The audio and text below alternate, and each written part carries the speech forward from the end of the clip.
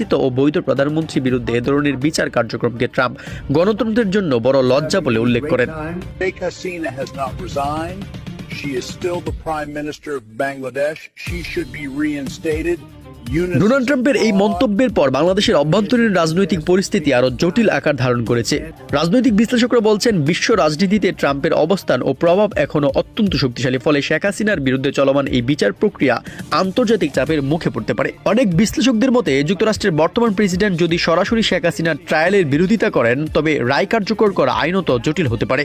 একই সঙ্গে আওয়ামী লীগও নতুন করে রাজনৈতিকভাবে চাঙ্গা হয়ে উঠতে পারে এবং বাংলাদেশের রাজনীতিতে দলটি পুনরায় শক্তিশালী অবস্থান তৈরি করতে পারে বলেও মন্তব্য করেছেন তারা। কিন্তু বাস্তবিক অর্থে আওয়ামী লীগের কার্যক্রম নিষিদ্ধটা উইথড্র হবে এই ধরনের কোনো সম্ভাবনা আমি দেখতে পাচ্ছি না, আমি অন্তত দেখতে পাচ্ছি না। থিওরিটিক্যালি তো যখন একটা দলের কার্যক্রম কিছু সময়ের জন্য ব্যান করা হয়, তো থিওরিটিক্যালি ওই ব্যানটা আপনার পার্মানেন্ট কি পার্মানেন্ট না সেই ধরনের প্রশ্ন থাকে।